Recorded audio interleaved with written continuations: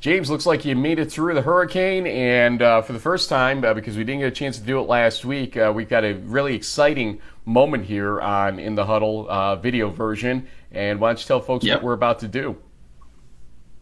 Well, we're going to bring back something that we've done on prior years. Lightning prediction round. Sometimes it's not always the fastest lightning prediction, so I do believe you may be instituting some kind of a shot clock or something to keep us moving right along. But I have about 5 or 6 games that we can talk about in the East region. I mean, obviously, everyone knows that on the national scale, you have the main event of Mary Hardin Baylor, the defending national champions, going up against Linfield. That's a big game. Illinois Wesleyan and North Central, as well as Whitewater and Wash U. And I mentioned that last one because Wash U is in the mix of those Pool B teams, which the NUMAC may, if I'm a NUMAC team, I'm rooting for the Warhawks to get a win this weekend to help their cause. So, but I do have about 5 or 6 games. I think we have a special guest that we can bring onto the show to help us out. Well, who is that special guest? Oh, hello there, Matt Noonan. Yeah, there he is. Mr. Matt Noonan, Good Time Sports. It's always a pleasure to join you guys. I am flattered that I can spend my 10 o'clock on a Wednesday with you guys. I'm extremely flattered. Look at him giving away production secrets already. The folks at home think this is live. They're watching it right now live. We're just doing it off the cuff and everything else. Come on, Matt. This is the secrets behind the broadcast that you're giving away. You can't do that. Oh, boy. Hey, I was an associate producer at one point. We can do anything.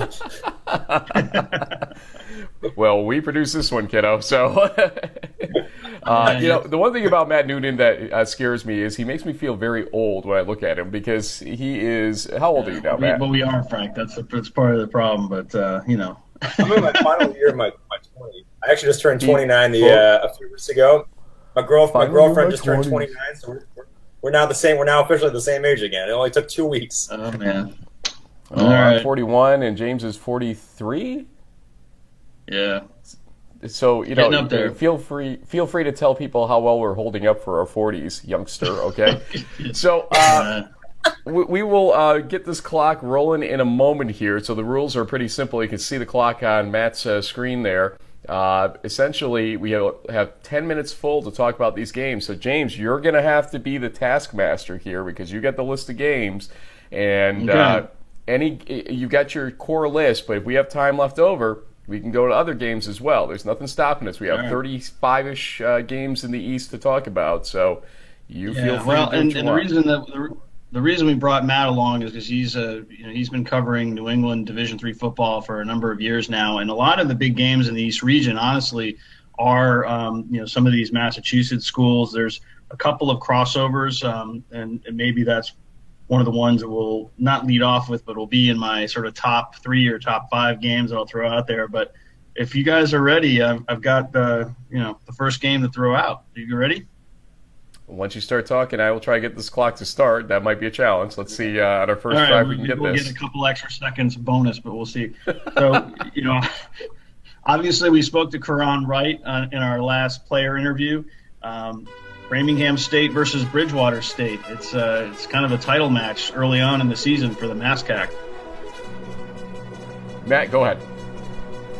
Yeah, no, this is a big game for Bridgewater State, I think, James and Frank, because, they've had, a tough loss. I think penalties obviously impacted their game against Buffalo State. That probably could have been a win. Last week, obviously, I know you guys have already discussed, the Endicott Bridgewater State outcome, which, again, it was just an amazing win for Endicott. That's what Coach DeWall and the goals needed. They needed a win like that after a tough setback to Framingham State. But I think Framingham State, after beating Cortland State, and again, I was there the other day, and just the way that they just didn't flinch when they were down early and just were able to use that defense. I mean, 8 sacks, I think, is what the defense had to finish the game. So this is big. I mean, this is I hate to say that this might be the season on the line here at Bridgewater State because they only play each other once. So I'm going to pick Framingham State in this one to go on the road. And I think Framingham State also is pretty motivated after losing in overtime last year. It's going to be a defensive battle. I think, Karan Wright's going to have another 100 he's already had 169 yards, 167 yards, so why not give him another 150 or 155 yards on the ground, too? Their running game is really what's going to be the difference in this one, I think, too. And I think the biggest question obviously was coming into this season was when I talked to Bridgewater State before their first game against Buffalo was, how are they going to be able to handle the losses of 4 players up front plus all conference linebackers that graduated. So this is a must-win for Bridgewater State, but this is a heck of a game to start the league play, and I'm going to go, like I said, by Framingham State, as Frank just mentioned, by a touchdown. Well, look at that clock going down, James. You're going to have to hurry now. Oops. I know. Okay. This was an interesting one. Western New England versus RPI.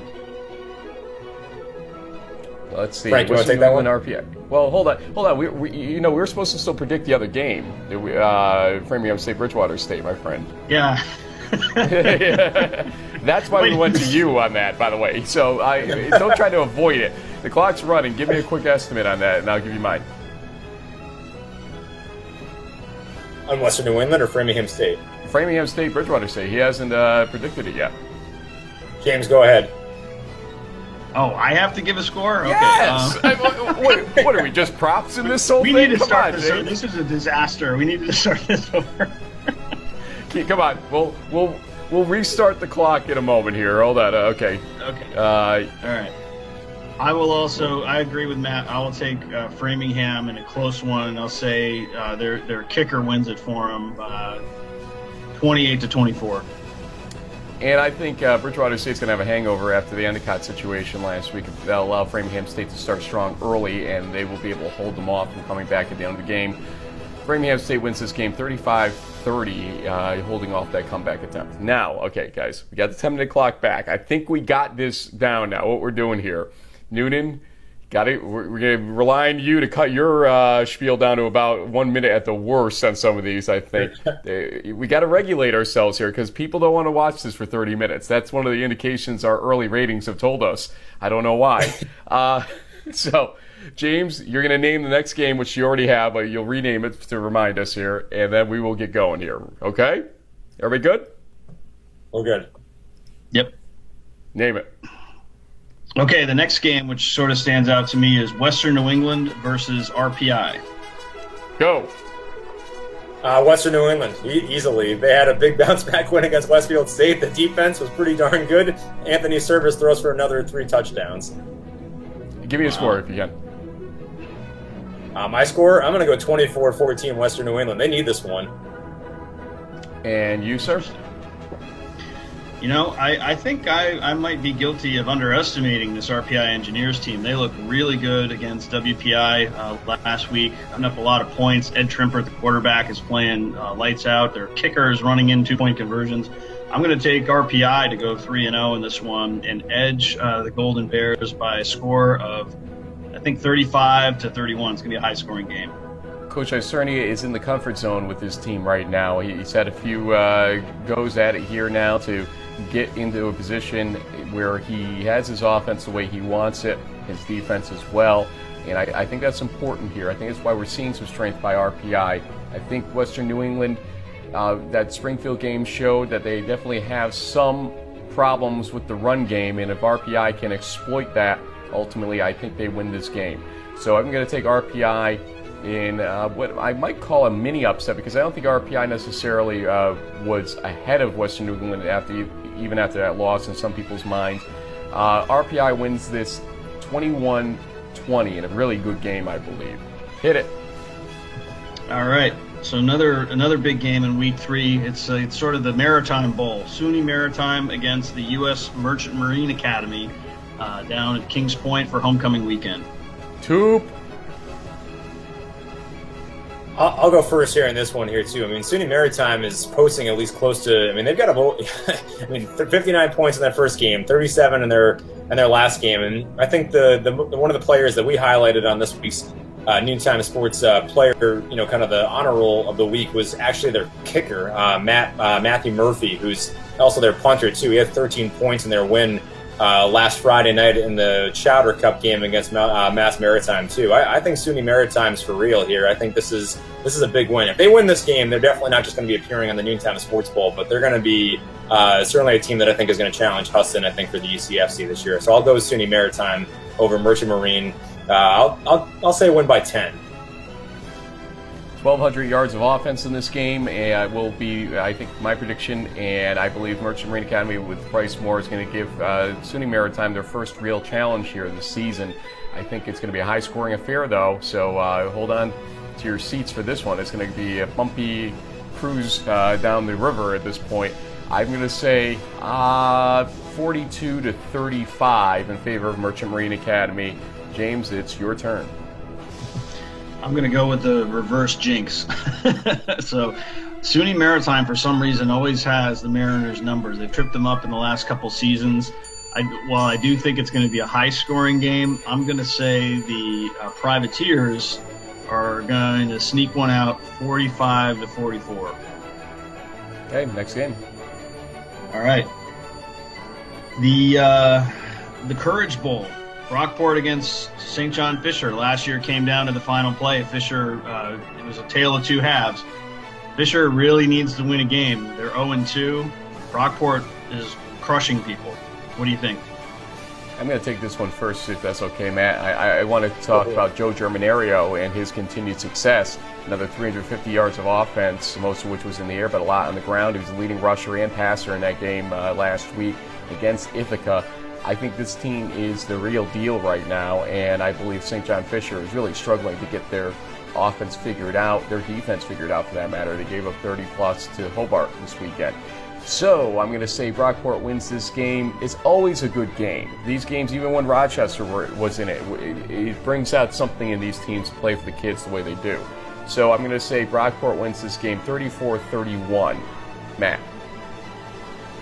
Yeah, well, I think Brockport, I mean, that's a huge win up for Ithaca. I mean, the fact that they were able to intercept their quarterback twice, and, you know, as you mentioned, Joe, obviously I know was on your show too. I mean, again, 3 of those touchdowns came from him, obviously 2 through the air. I think the defense just has also been pretty impressive too. I mean, if you look at the numbers, I mean, just really quickly looking at last week against Ithaca too, everyone contributed here too. And this is a big game for them. So I'm going to go with, now they're number 25 in the D3 football poll. I'll say they win this one. I don't think there's a shutout here, but I think they win this at least by 1, maybe 2 scores. James, 5 minutes left. Yeah, I think I'll take Brockport. It just looked like, Fisher had, like you said, a number of issues, and if the Hobart defense can shut him down, I have a feeling that Brockport will have similar success, although the stakes of the game and sort of the revenge factor might amp it up a little bit for Brockport. So I think they pull away late, and I'll give the Golden Eagles a 31-14 win. I had to wait for Noonan to put his water bottle down because he tried to sneak that in off camera. 4:30 left here. Go ahead there, Baker. All right. Frostburg State against Christopher Newport in the NJAC. Down sort of the mid-Atlantic, but it should be an interesting matchup of a couple of Maryland teams. We've seen a lot about Frostburg State. We haven't seen as much about Christopher Newport, so it's tough to judge this game, I would say, this season. Frostburg State, though, seems to be the team to beat in the NJAC, especially after that Wesley lost and after Salisbury lost in week 1 as well. We had some bounce backs, obviously, last week, but there's some obvious questions across the NJAC. Don't forget, though, many of those teams are only 1 game into their league season, or I think maybe even 0. I haven't checked the standings lately on that. But the point being this, Frostburg State is a team that is looking to actually justify the early season ratings, and a big win against Christopher Newport would be important. I think they win this going away 33-17. Yeah, I like that score, and I do know that Christopher Newport's actually in Virginia, not in Maryland. I'll piggyback that. I think Frostburg and the Bobcats are going to be all right. So I'll say they win this game 37-21. Matt? I'm going to give you guys an upset. I'll take Christopher Newport in this one here too. KJ Kearney, 4 touchdowns this week. Obviously had 2 last week against Hampton-Sydney. Sometimes you got to take an upset. So I'm going to say KJ is going to engineer a late fourth quarter drive, and we'll have a big, exciting win over Frostburg State. But that would be a huge win if they can beat the Bobcats. They were spoilers last season, don't forget. Christopher Newport was on a couple of occasions, so it's within them to do it. I don't doubt that. But I just think there's something about Frostburg State this season that's different. And the NJAC really needs a leader right now, especially with Wesley playing the way they did in week 1. James, next game. Speaking of engineers, and this one goes, we'll put it to Matt first. We got a couple of Hobart grads. My old quarterback, Chad Martinovich, the head coach of MIT, is taking on Kevin DeWall and the Endicott Gulls in a game that may have some hangover potential.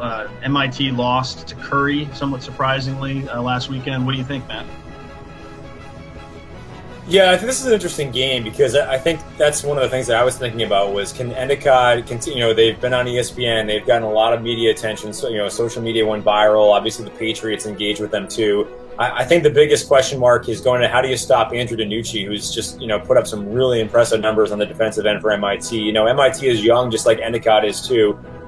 John Robertson, I think, is also a player to watch on this side for MIT as well. I'm interested to see also how they do have this, how that game does affect them. But I think Endicott, that's a momentum boost for them on the road beating Bridgewater State. So I'll take Endicott in this one. It'll be a close game though, probably 13-10, 13-7.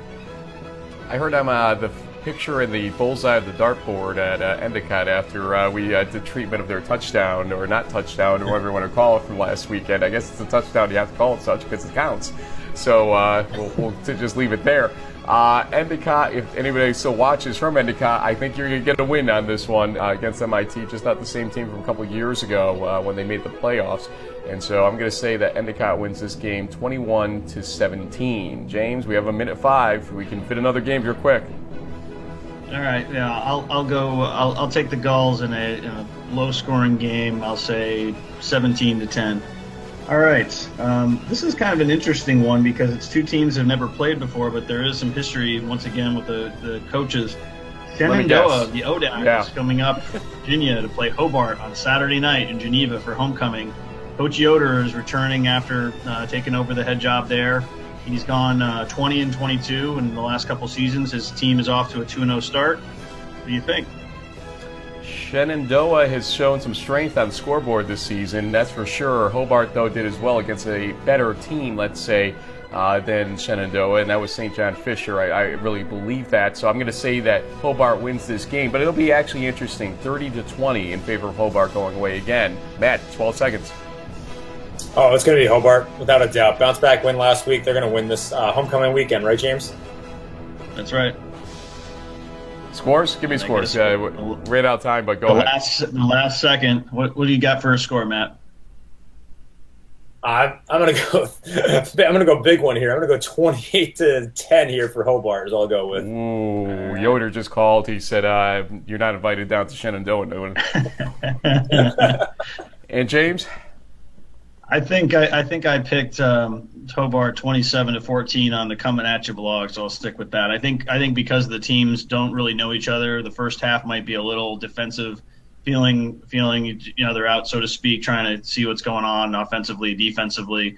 But yeah, to your point, Frank, so far, I mean, to keep it in perspective, Shenandoah has played Gallaudet and North Carolina Wesleyan. Neither one of those are great programs, but they still put up over 50 points in each game, 555 yards of offense is what they're averaging. So definitely looks like a pretty high-flying Hornets team. We'll see how it goes. Look, I'm a big one on the Union schedule being 2 week across the board, the out-of-conference games and whatnot. Shenandoah played 2 week teams to start, as you're saying, but at least they're playing a team like Hobart in their out-of-conference schedule to rebalance that equation a little bit. To say, okay, we played the easy ones here, now let's amp it up a little bit so that our team knows what they're going to face when they go into league play, or at least some of the better league play teams in the ODAC later on. So, that's what I applaud. You can play easy games, by all means, but if you're going to play 5 easy games, what are you teaching your team in that season? Besides, hey, we can win games, but you're winning against who? And that's the thing. And scheduling matters out there. It really does. We talk about Rochester all the time. We talk about Union. Kudos to Shenandoah for scheduling this game. Mr. Noonan, sir, tell us a little bit about Noontime Sports for people that are not aware of it, and do your little spiel here. Sure. So obviously been fortunate to have at least James Baker join us quite frequently on the Noontime Sports Football Friday or the Noontime Sports podcast. But, we're covering New England D3 Sports up here. Might be sprinkling a little bit more of some high school and maybe some Hockey East this year, kind of dabbling with that. But primarily a lot of D3 football, a lot of D3 basketball. I can thank Babson, Amherst, Tufts, and Williams for helping our stats, and UMass Dartmouth women's basketball too. last year, and Endicott and Nichols too. I don't want to throw them out, forget about them too. So we cover obviously D3 up here in New England. Exciting weekend too, also with the addition of the NESCACs now starting to play. And as I was saying to you guys at the beginning of the game, because I know James was asking about Coach Raymond, and how the East might do. Their season opener is this week against Bowdoin, and according to their feature or their season preview from Dick Quinn, whoever wrote this on their website, the last time the East played a 9-game season was in 1907, and they went 6-3. So James, maybe this might be a good sign for Coach Raymond in year number 2. Let's hope so. Yeah, 1903, was it 06? 1907. 07? I don't think there was a show like this going on then, but maybe there was. I don't know. It could have been. Maybe NBC was carrying it. James was around for that game or that season actually, so we have to jog his memory a little bit. But he's pretty good at these I old games. I got the gray hairs over here. Dude, don't even. I mean, seriously, are we really going there right now? We are the older and established. I mean, this was a risk going to video this year, Noonan, for us. We're scaring a lot of people suddenly. Welcome to the Noontime Sports Digital world. Welcome to the Noontime Sports Digital world, where we do Facebook Lives and everything too. That's right. We're trying to keep up with these kids, Frank. Yeah, kids these days, I tell you. Anyway, Matt, thanks for joining us. Folks, next time you'll hear us is on Saturday or Sunday when we do our host chat segment, and we'll have, obviously, a player and a coach guest for Week 3. So this concludes, basically, our Season 10, Episode 3, which is Week 2 coverage and Week 3 predictions. And that's it for us. We are going to go live our lives for a few days, God forbid. Go to Noontime Sports, though, in the meantime, and get your fill right there. Thanks for joining us, folks.